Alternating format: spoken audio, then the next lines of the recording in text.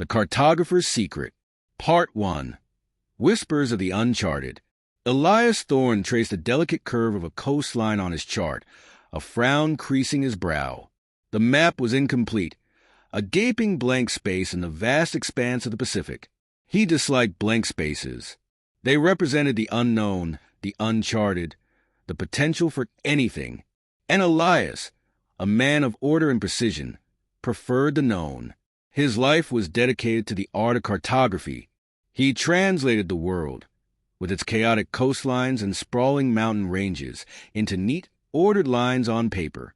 He was a craftsman of geography, a weaver of landscapes.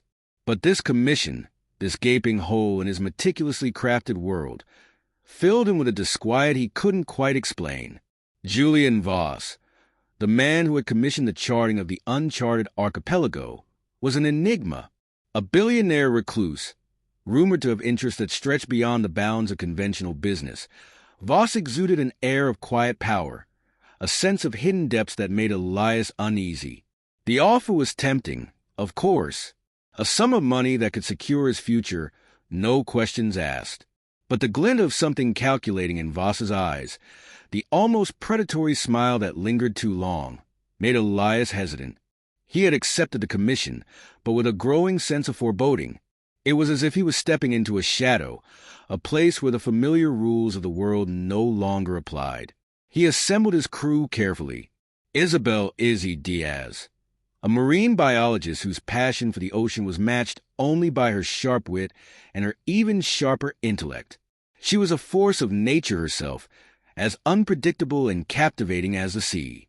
Finnegan Finn O'Malley, a seasoned sailor with a weathered face and a dry, Irish humor that could lighten even the darkest mood. Finn could fix anything, from a broken engine to a frayed spirit.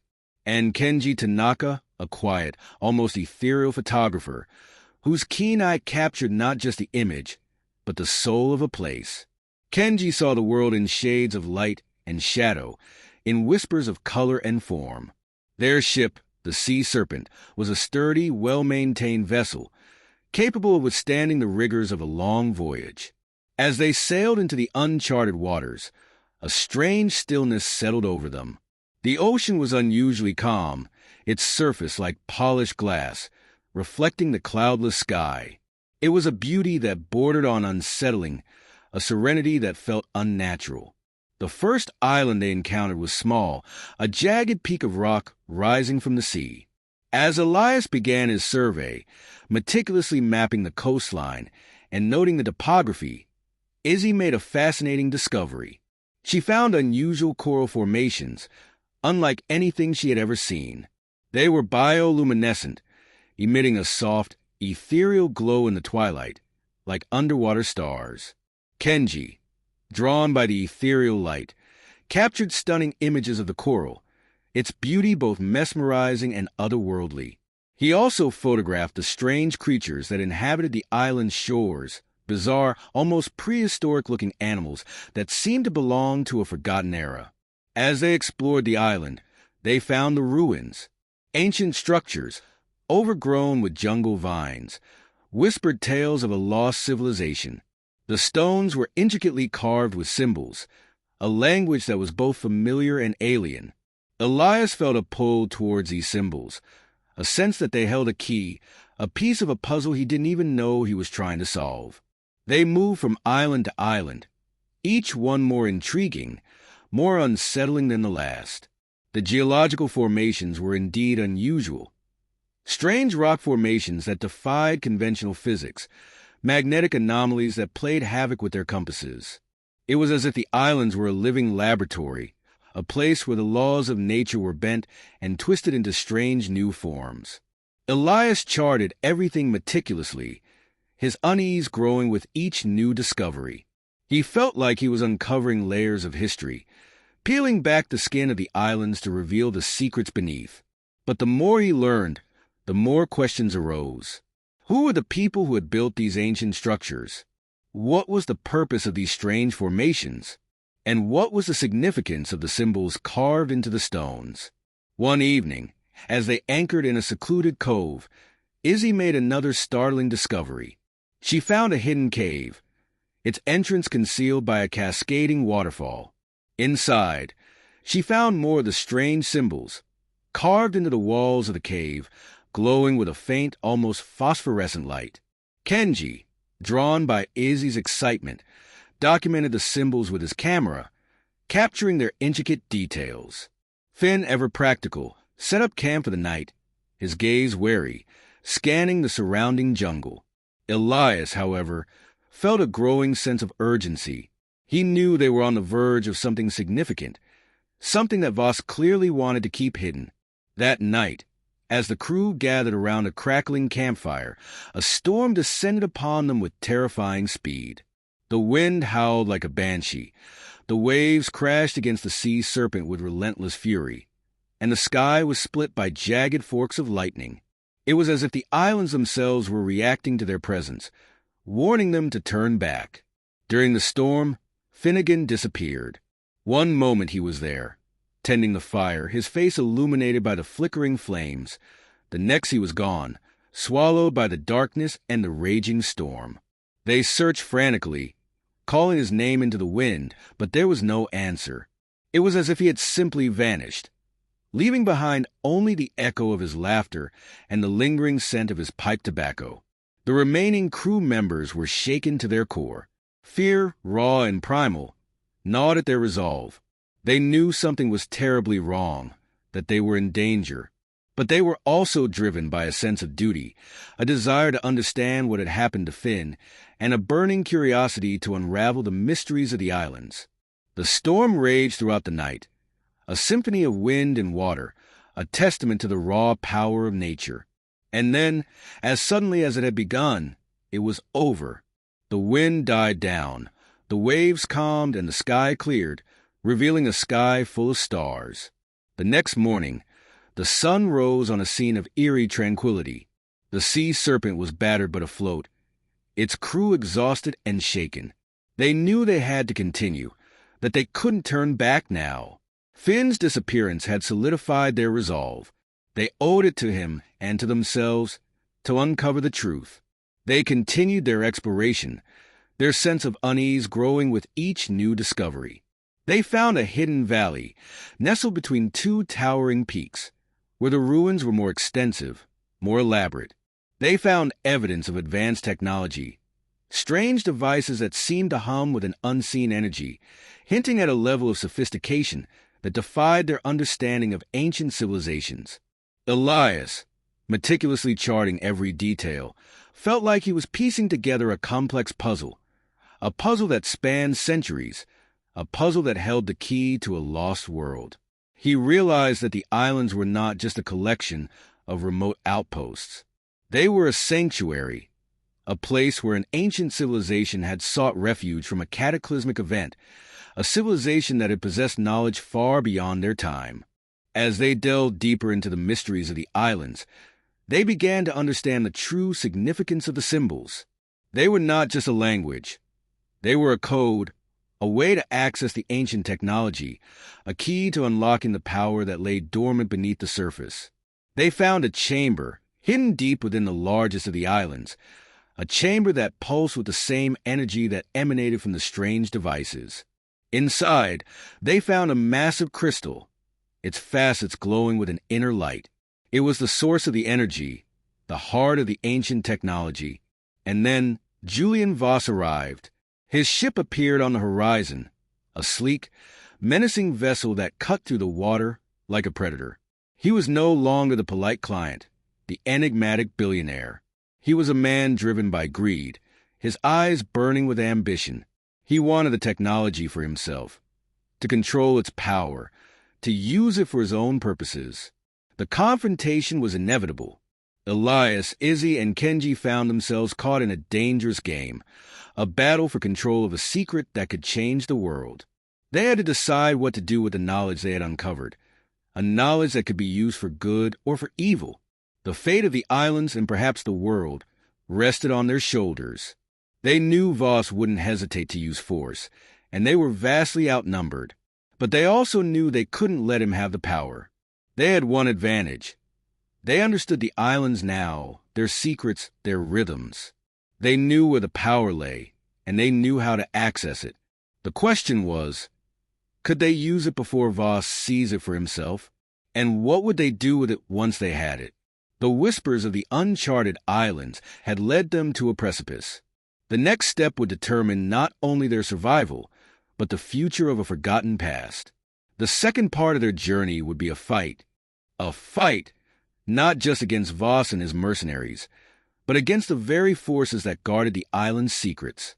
It was a fight for knowledge, a fight for the future, a fight against the shadows that threatened to engulf them all. Voss's ship, the Serpent's Kiss, a name that sent a chill down Elias's spine, dropped anchor in the cove. Voss himself, flanked by heavily armed men, came ashore in a small, motorized boat. He exuded an air of cold confidence, a predator who knew his prey was cornered. Elias. Voss's voice boomed across the still air, amplified by a small device he held in his hand.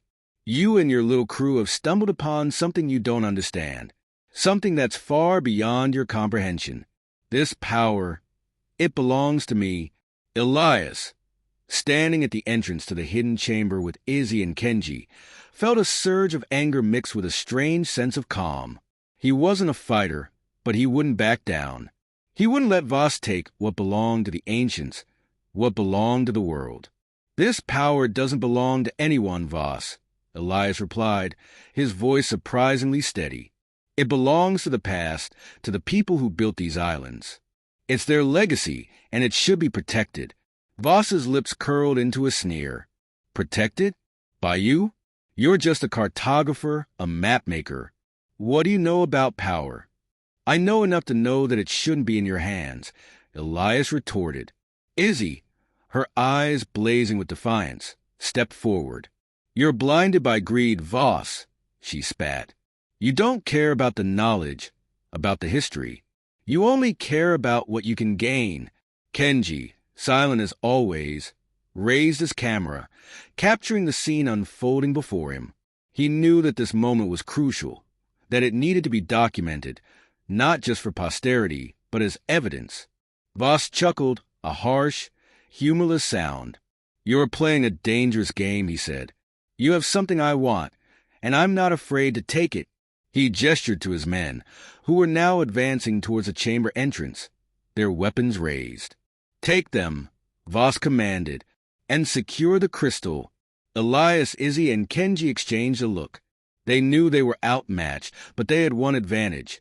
They knew the islands. They knew the secrets. They had to use that knowledge. They had to fight back. Run! Elias shouted, and the three of them turned and disappeared into the chamber. They raced through the labyrinthine passages, the sound of Voss's men echoing behind them. They knew they couldn't outrun them forever, but they had to buy time. Time to activate the crystal. Time to unleash the power that lay dormant within. They reached the chamber where the crystal pulsed with its otherworldly light. Izzy, remembering the symbols she had seen on the walls, began to touch them in a specific sequence. What are you doing? Elias asked, his voice strained. I'm trying to activate it, Izzy replied, her fingers moving quickly across the glowing symbols. I think I know how. Kenji, meanwhile, was photographing the symbols as Izzy touched them, capturing the precise order. He understood that this sequence was crucial, that it was the key to controlling the crystal's power. As Izzy continued her work, the chamber began to shake. The ground beneath their feet trembled, and the air crackled with energy. What's happening? Elias asked, his voice filled with alarm. I don't know, Izzy replied, her face pale but determined. But I think we're running out of time. The chamber doors burst open, and Voss and his men rushed in.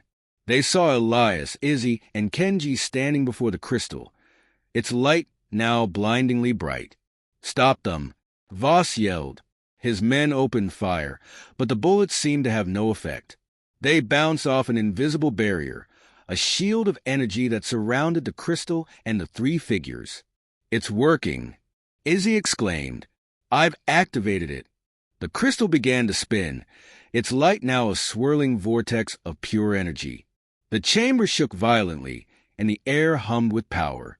Voss and his men watched in a mixture of awe and terror as the crystal transformed, becoming a swirling portal, a gateway to something unknown. "What have you done?" Voss screamed, his voice filled with fear.